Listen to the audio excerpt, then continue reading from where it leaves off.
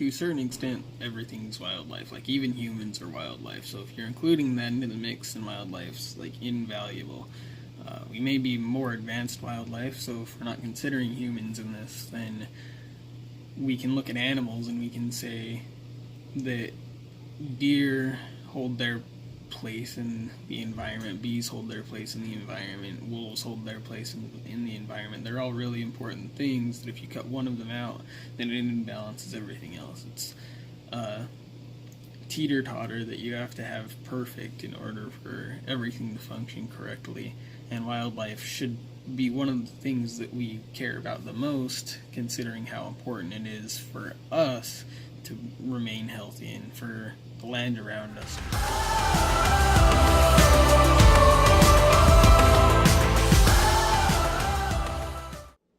When we think about the moral value of wildlife, we should think about the incident that happened in Cincinnati with the gorilla that happened to be shot just because of the fact that a child had fallen into his cage, but that wasn't the gorilla's fault. Like, it was the child's fault.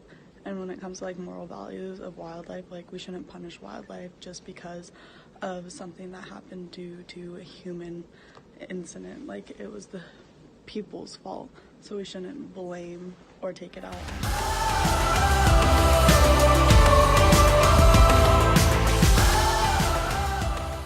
The entire range of wildlife activities produces revenues and brings added value, which contributes to the gross national product, GNP.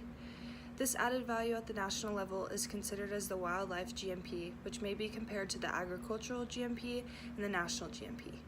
The classic categories of wildlife economics comprise the following: the consumptive uses of wildlife, a number of activities whereby the wildlife resource is exploited by removing a certain quota of either live or dead animals, and the non-consumptive uses of wildlife, such as activities of giving value to wildlife without removing the resource.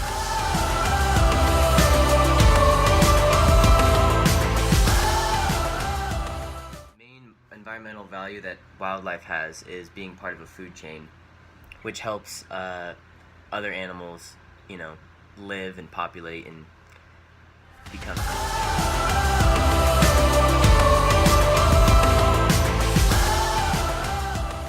To conclude the video, I'm going to go over the basic concept of the nature and value of animals and wildlife.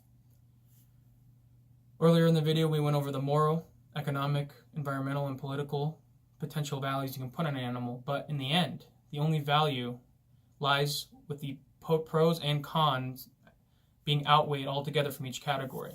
You basically have to take the pros and cons from the economic value, pros and cons from the environmental value, and so on and so forth, and weigh how many positive and negative values there are in total, side by side, and determine if it's a positive or negative gross value from all the net values. Because honestly, you can't really compare the moral value and the economic value side by side. It's impossible. It's subjective and objective.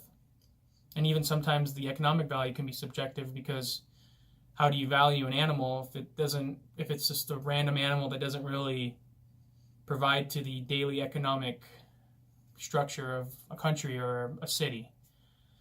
But in the end, the value comes from what we make the value, just like money. And a little combination of scientific, environmental value, and a little bit of emotion. It's all tied in together. But like I said earlier, you just take everything, all the pros and cons from each category, lay them out side by side, and see if it's a more positive way or a more negative way. We'll be right back.